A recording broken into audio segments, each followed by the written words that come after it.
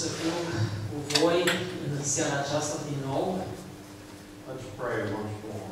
Haideți să plecăm ființele noastre și să ne rugăm. Our Father, we thank you for this time together. Tatăl nostru, îți mulțumim pentru acest timp pe care îl avem împreună. We ask that you would give your good Spirit, Ne rugăm ca Tu să dai Duhul Tău cel bun, your Holy Spirit, Duhul Tău cel sfânt, Spirit of faith and power and love, Duhul de credință, de putere și dragoste and of a sound mind. și Duhul unei minți sănătoase. We pray in Jesus' name. Rugăm acest lucru în numele Domnului Iisus. Amin. Well, I want to speak to you tonight on the subject of the worthiness of God. Aș dori să vă vorbesc în seara aceasta despre subiectul vredniciei lui Dumnezeu. The worthiness of God. Vrednicia lui Dumnezeu. And we're going to read 2 chapters from the book of Revelation. Și pentru aceasta vom citi 2 capitole din cartea Apocalipsa. Revelation chapter 4 and chapter 5. Apocalipsa capitolul 4 și capitolul 5.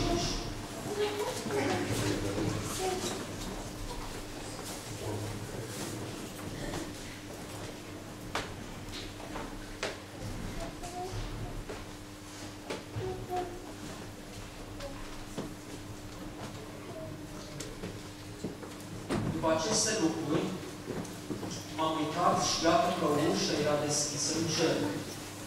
Glasul cel din tâi pe care l-auzisem, ca sunetul unei trâmbițe și care vorbea cu mine, mi-a zis: suie-te aici și îți voi arăta ce are să se întâmple după aceste lucruri.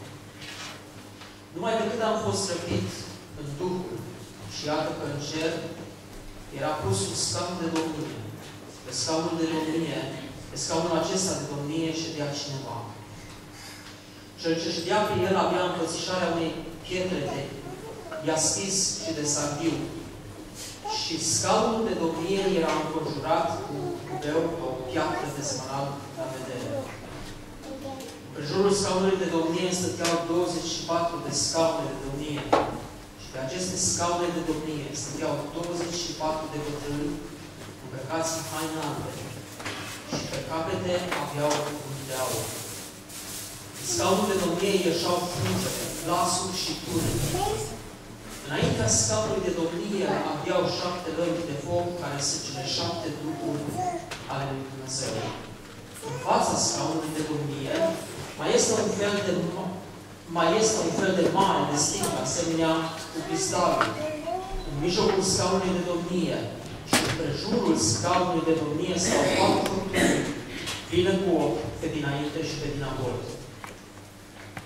Cea dintâi făptură vie semăna cu un leu, a doua semăna cu un vițel, a treia are față ca un om și a patra seamănă ca un vultur care zboară. Fiecare din aceste 4 făpturi vii avea câte 6 aripi și erau pline de ochi, de jur împrejur și pe dinăuntru. Zi și noapte ziceau fără încetare: Sfânt, Sfânt, Sfânt este Domnul Dumnezeu cel atotputernic, care era, care este, care vine.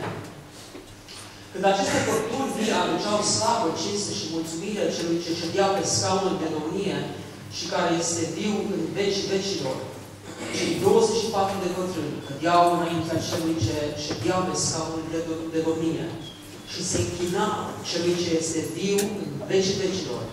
Își aruncau cununile înaintea scaunului de domnie și ziceau: Vrednic ești, Doamne și Dumnezeul nostru, să primești slava, cinstea și puterea, căci Tu ai făcut toate lucrurile și prin voia Ta stau în ființă și au fost făcute. Capitolul 5. Apoi am văzut în mâna dreaptă a celui ce ședea pe scaunul de domnie o carte scrisă pe din lăuntru și pe din afară, pecetuită cu 7 peceți.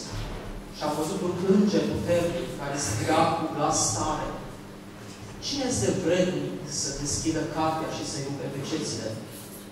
Și nu se găsea nimeni nici în cer, nici pe pământ, nici sub pământ, care să poată deschide cartea, nici să se uite în ea. Și am plâns mult pentru că nimeni nu fusese găsit vrednic să deschidă cartea și să se uite în ea. Și unul din bătrâni mi-a zis, nu plânge. Iată că leul din seminția lui Iuda, în răcina lui David, a biruit ca să deschidă cartea și cele 7 peceți ale ei. Și la mijloc, între scaunul de domnie și cele 4 făpturi vii și între bătrâni, am văzut stând în picioare un miel. Părea junghiat și avea 7 coarde și 7 ochi, care sunt cele 7 duhuri ale lui Dumnezeu trimise în tot pământul.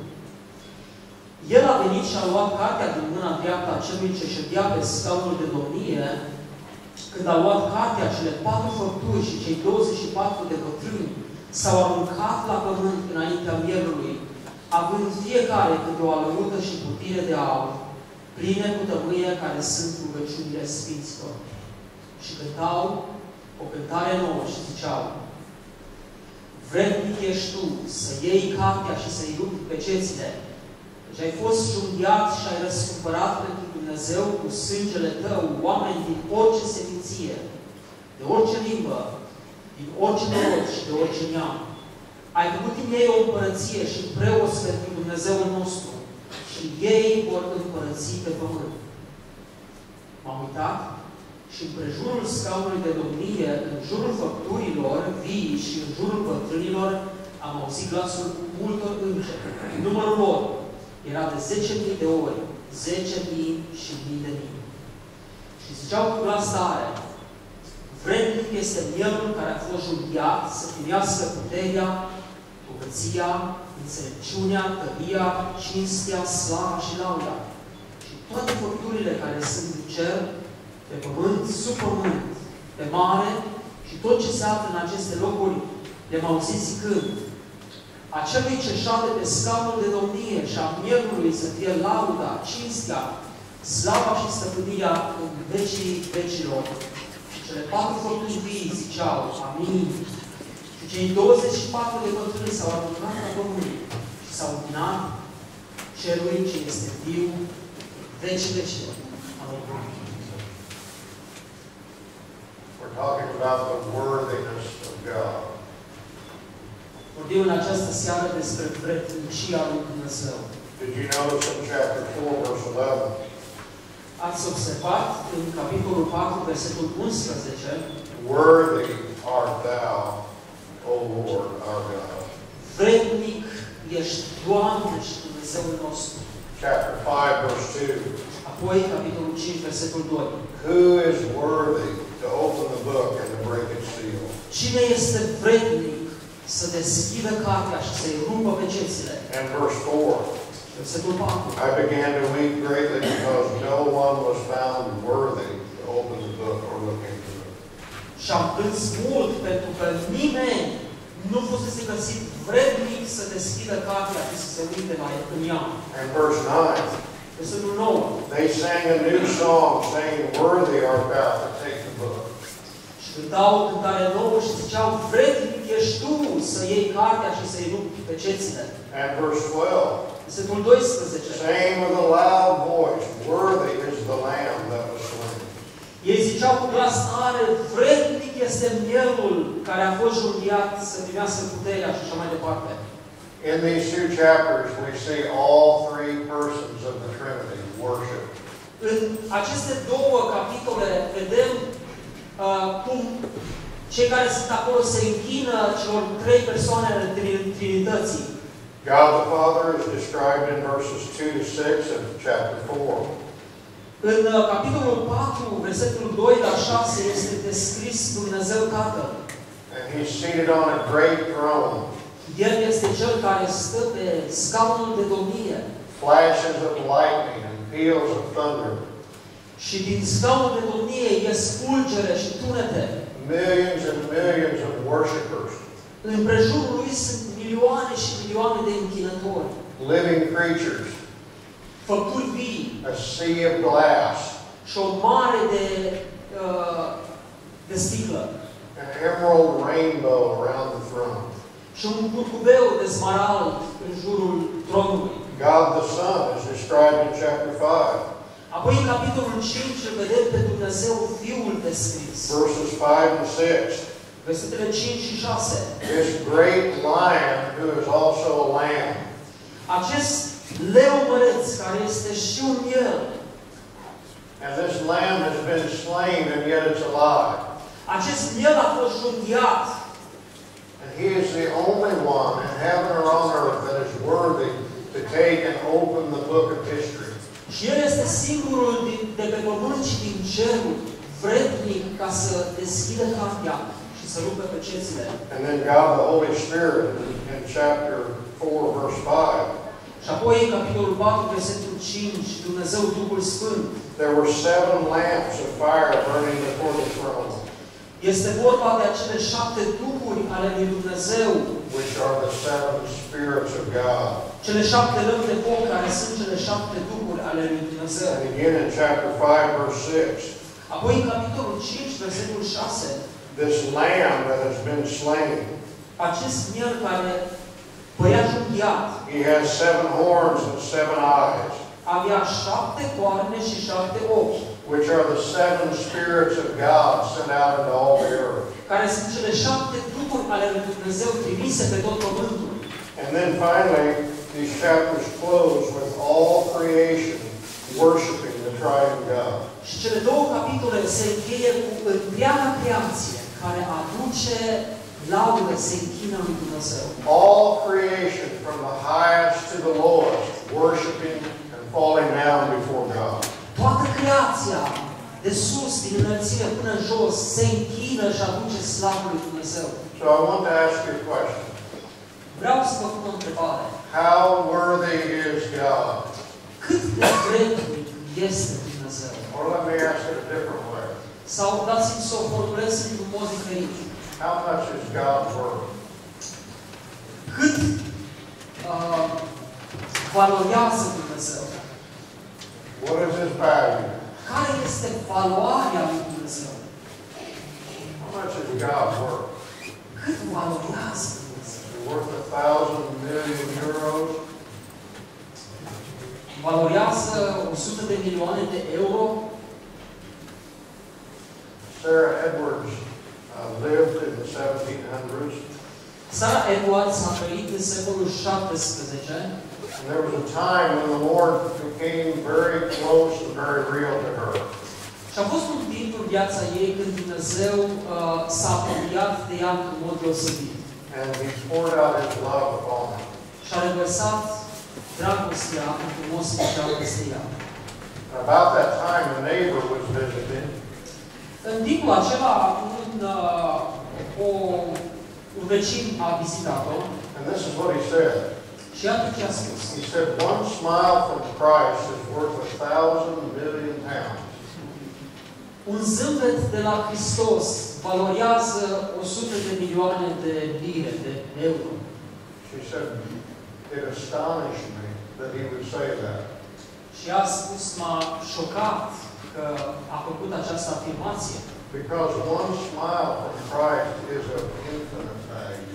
Pentru că un zâmbet al lui Hristos este de valoare infinită. How could anyone compare a smile of Christ to anything in the entire world put together? Cum ar putea cineva de pe pământul acesta să compare zâmbetul lui Hristos cu orice valoare care se află pe acest pământ? Take the entire created order.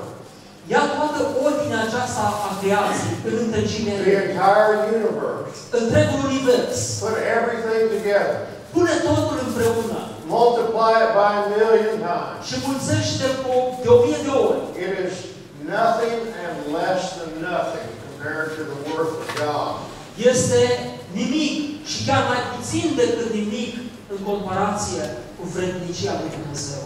Because God is infinitely worthy. Pentru că Dumnezeu este vrednic în mod infinit. He is of infinite value. Valoarea Lui este infinită. Does everyone agree with that? Sunteți cu toții de acord cu aceasta? Now, that one fact affects literally all of life. Ei, realitatea aceasta, dragii mei, afectează întreaga viață. And what we're going to be looking at in the next 2 or 3 days is going to be the implications of the infinite worthiness of God. Și în următoarele zile ne vom uita împreună la implicațiile vredniciei infinite a lui Dumnezeu. Notice here in these chapters 3 songs or outpourings of worship. Observați în cele două capitole citite din Apocalipsa 3 cântări de laudă, de închinare. First of all, there's a song of what we might call the song of God's being. Primul cântec, prima cântare care se află aici este cântarea ființei lui Dumnezeu. Verses 8 and 9 of chapter 4. Versetele 8 și 9 din capitolul 4. The 4 living creatures, Fiecare din cele 4 făpturi vii, each of one of them having 6 wings, full of eyes around and within, având 6 aripi și vin pline cu ochi de jur împrejur și de dinăuntru, day and night they do not cease to say, Holy, holy, holy is the Lord God the Almighty. zi și noapte ziceau fără încetare, Sfânt, Sfânt, Sfânt este Domnul Dumnezeu. And the living creatures give glory and honor and thanks to Him who sits on the throne. Când aceste făpturi vii aduceau slavă și cinste și mulțumiri celui ce ședea pe scaunul de domnie, I say this is the song of God's being, just who He is. acest cântec, această cântare este cântarea ființei lui Dumnezeu. Exprimă cine este Dumnezeu. Now this is what I want you to notice. Iată ce aș vrea să observați aici. 2 things. Două lucruri. First of all, this song of worship Mai întâi, această cântare de închinare comes from those who are themselves sinless. vine de la cei care în ei înșiși sunt păcătoși. These living creatures have never sinned. Sinless. Yeah. Oh. Această cântare de laudă vine de la niște creaturi care nu au păcătuit. They have never committed one sin. Aceste făpturi n-au comis niciun păcat. And yet, day and night, all the time, they're saying to God, Holy, holy, holy. Și totuși, făpturile acestea, zi și noapte, stăteau înaintea lui Dumnezeu și strigau Sfânt, Sfânt, Sfânt. Why are they saying that? They've never sinned themselves. De ce spuneau acest lucru? Pentru că aceste făpturi n-au păcătuit niciodată. They're saying it because God is so much more holy than they are. Spuneau acest lucru pentru că Dumnezeu este atât de sfânt în comparație cu aceste făpturi. Now, how can that be? Cum poate fi lucrul acesta? Because holiness has to do with being separated. Este posibil pentru că sfințenia are de a face cu separarea. You remember in the temple in the Old Testament, there were holy pots and pans and holy vessels. Vă aduceți aminte în Vechiul Testament, în cortul întâlnirii și în templu, erau aceste vase sfinte care erau puse deoparte. They weren't holy in the sense that they were morally good. Aceste vase nu erau sfinte în sensul că erau din punct de vedere moral bune. They were holy because they had been set apart from common use and set apart for God's use.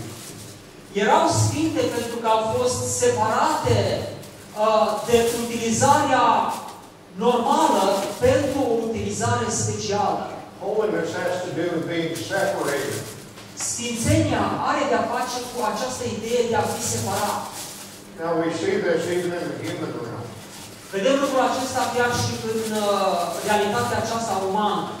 Many years ago we had a famous baseball player named Babe Ruth. Mulți ani de zile în urmă aveam un jucător de baseball Player named Babe Ruth. Babe Ruth. You've never heard of him. Very, very famous in the United States. Foarte, foarte faimos în Statele Unite. His number was the number 3. Și numărul pe care îl purta pe tricou era numărul 3. And when he retired, they set aside his number in the New York Yankees.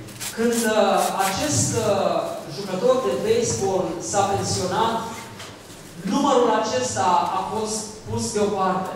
No one will ever wear the number 3 again on that team. Și de atunci, în această echipă, n-a mai purtat nimeni numărul 3. It's set apart. Pentru că numărul acesta fusese pus deoparte. Because the man was so great. Pentru că omul acesta a fost atât de bun, un jucător atât de bun. No one is allowed to wear that number again. Nimănui nu i-a mai fost dat voie să poarte acel număr încă o dată. The same thing happened with Michael Jordan. Același lucru s-a întâmplat cu Michael Jordan. You know who that is. Number 23. Numărul 23. No one will ever wear that number on that team again. În acea echipă, nimeni nu mai avea să poarte numărul 23. So you come and you look at his jersey. It said number 23 on it, hanging up. Come and look at his outfit that he wore.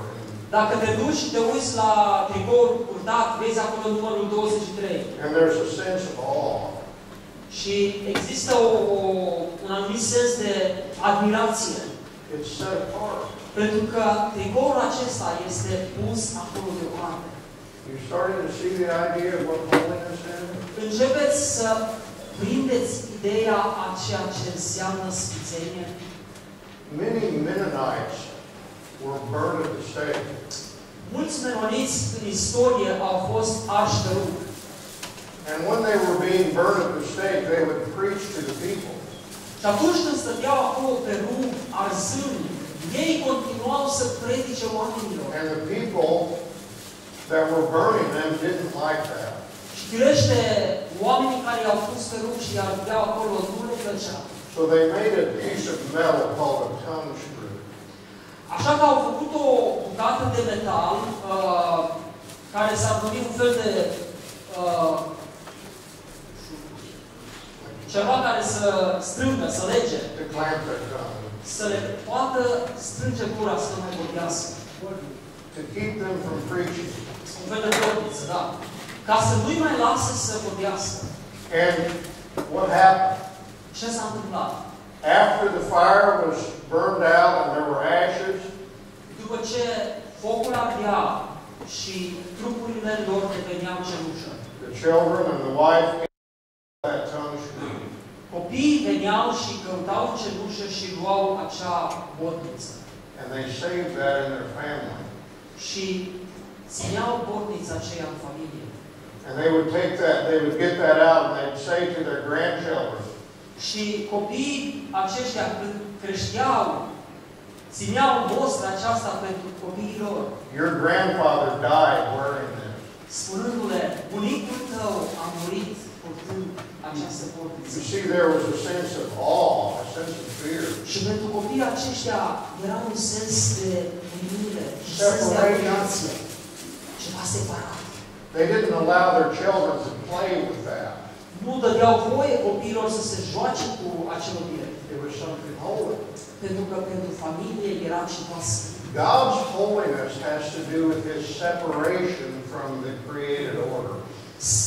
Sfințenia lui Dumnezeu are de-a face cu separarea lui Dumnezeu de această ordine a creației. God is not just separate, He's infinitely separate. Dumnezeu nu doar că este separat de creație, ci El este separat în mod infinit.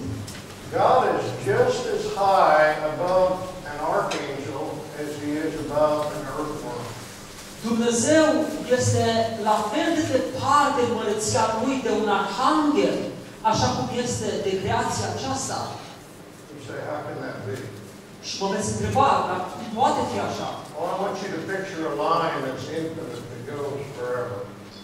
Aș vrea să vă imaginez o linie care pornește de aici și merge spre infinit.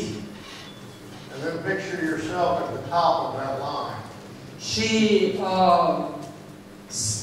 o funie. Și să vă imaginați că ați fi la vârful ei, la capătul ei. You can't picture yourself at the top of the line. Nu poți să te imaginezi că ai fi... E imposibil să te gândești că ai ajunge la capătul acelei funii. That line has no end. It goes forever. Pentru că că acea furie nu are capăt, se duce la infinit. No matter how high you go, you're no closer to the top. Nu contează cât ai cățărat pe funia aceea, nu vei ajunge niciodată la capăt. Because there is no end. Pentru că nu există sfârșit.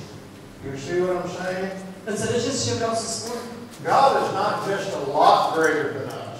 Dumnezeu nu este doar măreț într-un mod extraordinar față de noi. He's infinitely greater than us.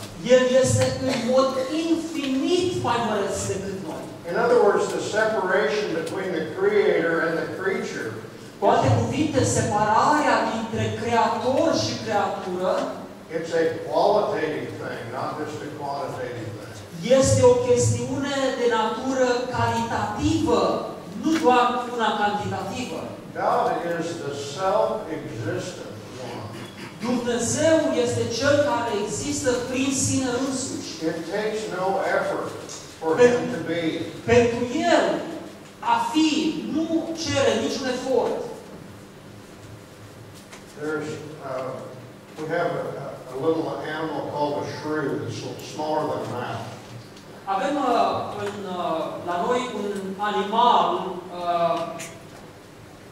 pe care îl numiți shrew, care este mai mic decât un șoarece. Like a small mouse. Ca un șoricel. If you put two shrews in a jar at night and cover it, dacă pui două creaturi de astea într-un borcan peste noapte, in the morning you'll only have one shrew. dimineață te trezești și vezi acolo doar una. They constantly have to take in order to stay alive. Pentru că animalele acestea trebuie să mănânce tot timpul pentru a trăi, pentru a fi în viață. God is self-existent. Dumnezeu există prin sine însuși. He doesn't have to take in anything in order to maintain himself. El nu trebuie să ia ceva în mod continuu din afara lui ca să existe. He's infinitely above all the creation. El este deasupra creației în mod infinit. So these creatures who have never sinned Deci creaturile acestea care nu păcătuiseră niciodată are worshiping Him because of who He is. se închină înaintea lui Dumnezeu datorită a cine este El. Notice, this worship mentions nothing about anything that God does. Observați că această închinare și versetul acesta despre închinare nu menționează nimic în legătură cu ce a făcut Dumnezeu. There's nothing here about what God has done or what God will do for His creatures. Nu se spune nimic despre ce a făcut Dumnezeu sau va face Dumnezeu pentru aceste creaturi. This worship is just based on who God is. Această închinare este exprimată înaintea celui ce este, a lui Dumnezeu care există prin sine. In other words, God is worthy of all worship and all praise. Cu alte cuvinte, Dumnezeu este vrednic de toată închinarea, de toată slava. Just because of who He is. Doar datorită a cine este El. Not because of anything He does for you and me. Nu pentru ce face Dumnezeu pentru mine și pentru tine. Not because of anything He has done for anybody. Nu datorită a ce a făcut Dumnezeu vreodată pentru cineva. But just because of who He is. Ci doar datorită a cine este El. Now this is the first song of worship. Acesta a fost așadar primul cântec, prima cântare de închinare. Thanking and worshiping God just for who He is. Să-i mulțumești și să te închini lui Dumnezeu doar datorită a ceea ce El este. Do you know what that is? Știți ce înseamnă aceasta? Oh God, I thank You for being who You are. O, Doamne, îți mulțumesc pentru că Tu ești cine ești. You say, well, you shouldn't thank Him for that. He can't help being who He is.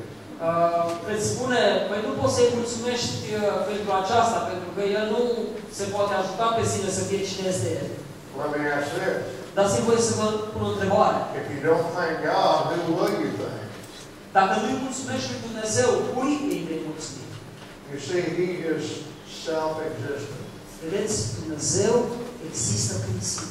So first of all, we worship God just for who He is. Deci mai întâi ne închinăm lui Dumnezeu doar datorită a cine este El. But there's a second song here. Dar ne uităm și vedem o a doua cântare de închinare aici. The song of God's creation. Cântarea creației lui Dumnezeu. Verses 10 and 11. Versetele 10 și 11. The 24 elders fall down before Him who sits on the throne. Cei 24 de bătrâni cădeau înaintea celui ce ședea pe scaunul de domnie. And they worship Him who lives forever and ever.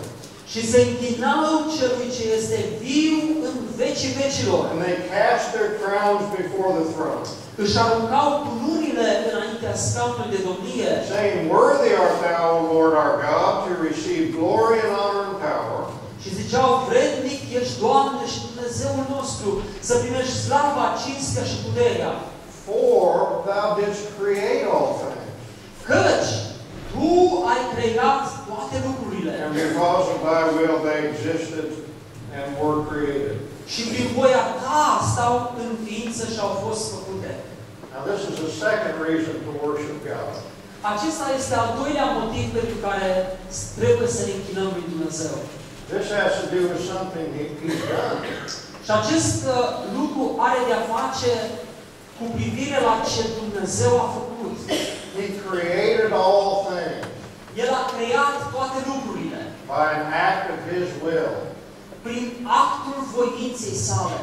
He called all things into being out of nothing. El a chemat toate lucrurile în ființă, din nimic. Now you have to think about this. Trebuie să vă gândiți la acest lucru. Isn't such a God worthy of worship? Nu este un Dumnezeu ca acesta vrednic de închinare? He's infinitely worthy. El este vrednic în mod infinit.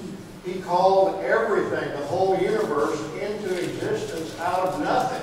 El a creat tot universul acesta, l-a adus în ființă din nimic.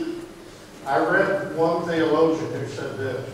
Am citit odată din cartea unui teolog care a afirmat acest lucru. He said the creation, the universe is finite. El a spus așa, universul acesta, creația aceasta este finită.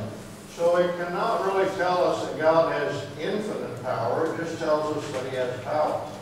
Deci, nu putem spune că Dumnezeu are putere infinită, putem spune doar că Dumnezeu are putere.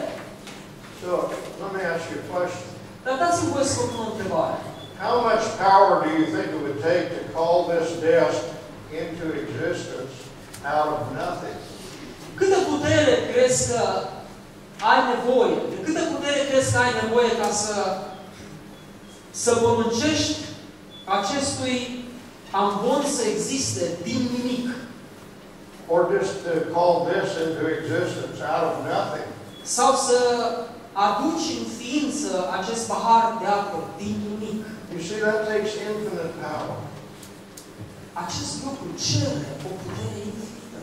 God called the whole universe into existence out of nothing. Și Dumnezeu a adus universul acesta în ființă din nimic. And even if we were able to stand outside of the creation and look at what He did, we should worship Him.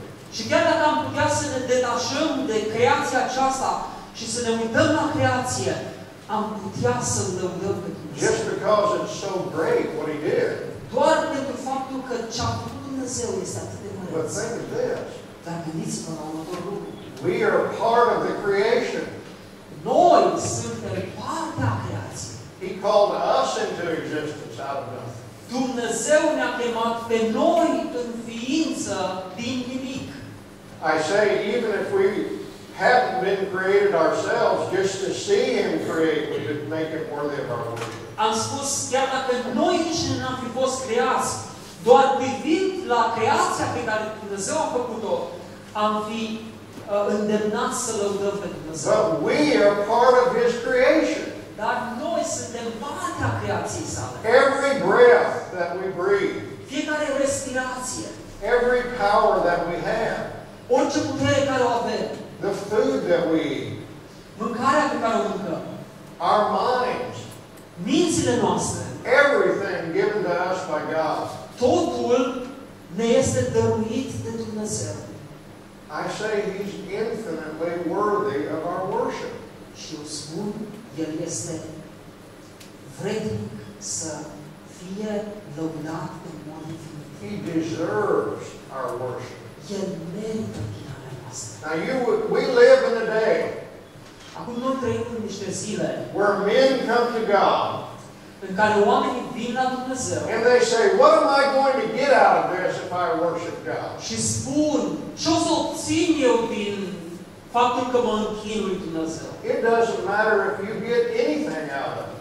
Nu contează dacă obții ceva din a te închina lui Dumnezeu. God deserves you to worship Him Dumnezeu este vrednic și merită ca tu să-i te închini. because He is infinitely worthy of your worship. Pentru că El este infinit în vrednicia Lui ca tu să-i te închini. First of all, just because of who He is. Mai întâi datorită a cine este El. But secondly, because He has created you and all other things. Și în al doilea rând, pentru că El te-a creat pe tine și tot ce există. You don't have anything that He didn't give you. Tu nu ai nimic care să nu fi fost dat de Dumnezeu. You don't have anything that He doesn't sustain all the time. Și nu ai nimic pe care Dumnezeu să nu susțină tot timpul. But there's a third song here. Dar mai avem și o a treia cântare aici, And that's in verses 8 to 12 of chapter 5. care se găsește în capitolul 5, de la 8 la 12. This is the song of God's redemption. Și aceasta este cântarea răscumpărării lui Dumnezeu. Not only is God infinitely worthy because of who He is, Nu numai că Dumnezeu este vrednic în mod infinit datorită a cine este El. not only is He infinitely worthy because He's created all things, Nu doar faptul că Dumnezeu este vrednic în mod infinit pentru că El a creat toate lucrurile. but He is infinitely worthy because He gave His Son to redeem sinners. El este vrednic în mod infinit pentru că L-a dat pe Fiul Său să răscumpere păcătoșii. Now this is an amazing thing. Acest lucru este uimitor. As we read down through verses 8 to 12, Când citim de la versetul 8 la 12, we even have angels worshiping Christ. vedem acolo chiar îngerii închinându-se lui Hristos. Now, the angels did not receive anything from His redemption. Acum, îngerii nu au primit nimic din răscumpărarea pe care a adus-o Hristos. But the angels are worshiping God for such a glorious thing as the redemption that Christ has done. Și îngerii aceștia care n-au beneficiat de răscumpărare se închină lui Hristos datorită răscumpărării pe care a făcut-o pentru oameni. Because He existed in the form of God. Pentru că El a existat în forma lui Dumnezeu. And He came all the way down to this earth Și a venit in pe the form of pământ man. și a îmbrăcat un trup omenesc. And the angels are watching in amazement. Și îngerii privesc la lucrul acesta cu uimire. They say, God has become a man. Dumnezeu a devenit om. And they watch in amazement as He learns to speak and to Și read. privesc cu uimire cum Domnul începe să învețe să vorbească. And they watch in amazement as He walks with His disciples. Se uită cu uimire cum Domnul începe să umple cu apostolii, cu ucenicii săi. And then they see Him allow men to spit on Him. Și apoi se uită cu uimire cum permite oamenilor să-L scuipe. A short time before, all the angels of God were worshiping Him. Doar cu puțin timp înainte, toți îngerii lui Dumnezeu îi se închinau. Now He's come down to the earth and men are spitting on Him. Și acum El vine aici pe pământ și omul îl scuipă. They watch Him as He allows them to put a crown of thorns on His head. Se uită cu uimire cum oamenii îi așează o cunună de spini pe cap. And they know that if He said one word, He would have 10 legions of angels. Și ei știu că dacă ar spune un singur cuvânt, deodată ar fi 10.000 de legiuni de îngeri. And they watch him as he stumbles carrying his cross. Și se uită la el cum se împiedică cărându-și crucea. And he dies for man's sin. Și el moare pentru păcatele And he omului. rises from the dead. Și învie din morți. And all the angels fall down and worship him. Și toți îngerii cad cu fața la pământ și se închină. And the work that he has done was not even for them. Și lucrarea pe care Domnul a făcut-o nu era pentru ei. How much more should we worship him? Cu cât mai mult, dragii mei, noi ar trebui să-i ne închinăm. Because his redemption was for us. Pentru că răscumpărarea lui a fost pentru noi. Well, these two chapters end in verses 13 and 14.